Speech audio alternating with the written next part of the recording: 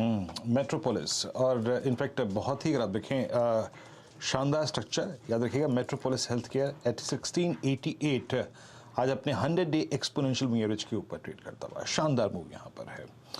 अब एक काम करते हैं, विषय को थोड़ा सा बदलते हैं और कल तारीख 1 है, ज़माना खुश होता है, पहली तारीख है और आते हैं ऑटो के बिक्री के आंकड़े, लेकिन प्रीएम्प्ट करते हैं। हमारे साथ दीपाली हैं और इस बार के ये आंकड़े याद रखिएगा फेस्टिवल वीक की, अगर आप देखिए फेस्टिवल मंथ की माफ़ कीजिएगा, पूरी की पूरी जो था ना इम्पैक्ट वो आपको इस नंबर्स में नजर आएगा। दीपाली नमस्कार, बताइए कैसे एक बार नंबर एक्सपेक्ट कर रही हैं एंड स्पेशली इस बार टू व्हीलर्स में क्या एक्सपेक्टेशन है दीपाली?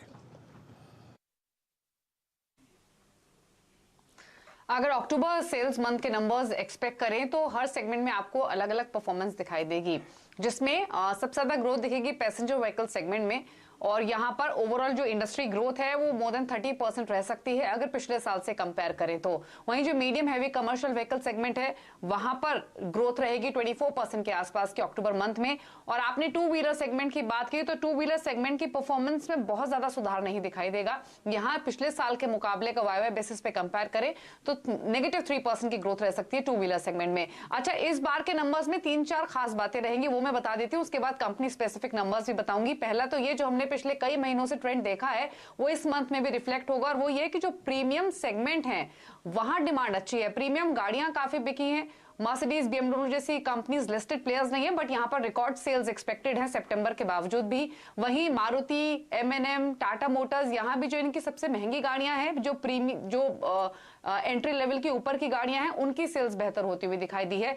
एंट्री लेवल सेल्स उतनी अच्छी नहीं रही है, वहीं टू व्हीलर सेल्स भी स्लो रही है, थोड़ी सी लगाड़ रही है। ओवरऑल फेस्टिव सेल्स अगर ट्रैक्टर सेगमेंट में देखें तो वो एक्सपेक्टेशन से बेटर आती हुई दिखाई दी है। डिमांड अच्छी रही है, लेकिन जो सप्लाई कंस्ट्रेंट्स है उसका इंपैक्ट भी ओवरऑल नंबर्स पे दिखा है। अब अगर कंपनी स्पेसिफिक बात करें तो मारुति सुजुकी के जो नंबर्स हैं वो अच्छे रहेंगे। वाई बेसिस पे 22% की ग्रोथ एक्सपेक्टेड है, 1.69 लाख यूनिट्स ये नंबर आ सकता है टोटल सेल्स का। लेकिन अगेन अगर आप मंथ ऑन मंथ बेसिस पे कंपेयर करेंगे तो सितंबर में ज्यादा डिलीवरीज हुई हैं, जिसके कारण जो नंबर्स हैं M1 बेसिस पे वो -4% के आसपास रहेंगे। महिंद्रा एंड महिंद्रा की बात करेंगे तो टोटल ऑटो सेल्स है वहां पर काफी अच्छी ग्रोथ रहेगी, जिसमें XUV 700 साथ ही स्कॉर्पियो, इनका कंट्रीब्यूशन काफी रहेगा। 44% के आसपास की ग्रोथ वाई बेसिस पे।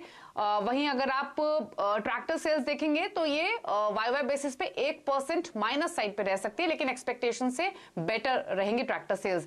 सिमिलरली टाटा मोटर्स को देखेंगे तो यहाँ 17% की ग्रोथ रहेगी वाई बेसिस पे टोटल सेल्स में, लेकिन again month on month basis पे 4% का ड्रॉप। अब आए टू व्हीलर्स पे तो यहाँ Hero MotoCorp, Bajaj auto, TVS motors, इन तीनों की बात करें तो हीरो मोटोकॉर्प की जो टोटल सेल्स है वो 41% घटकर आ सकती हैं सालाना आधार पर। मंथ ऑन मंथ बेसिस पे भी 13% का ड्रॉप रहेगा। सिमिलरली बजाज ऑटो की भी जो टोटल सेल्स है वो 22% कम होकर आ सकती है वाई बेसिस पे। मंथ ऑन मंथ बेसिस पे भी अगेन 13% का ड्रॉप। TVS मोटर्स की कंपैरेटिवली नंबर्स बेटर दिखेंगे, यहां पर 1% की ग्रोथ दिखेगी टोटल सेल्स में वाई बेसिस पे। मंथ ऑन मंथ बेसिस पे भी कम नुकसान, -6% के आसपास का। अब अगर कमर्शियल व्हीकल सेगमेंट की बात करें तो अच्छे नंबर्स एक्सपेक्टेड है। अशोक लेलैंड की ओवरऑल सेल्स 15,300 यूनिट्स रह सकती हैं, जो कि वाई बेसिस पे ऑलमोस्ट 38% की ग्रोथ रहेगी। टाटा मोटर्स की कमर्शियल व्हीकल सेल्स देखेंगे तो वो फ्लैट एक्सपेक्टेड है।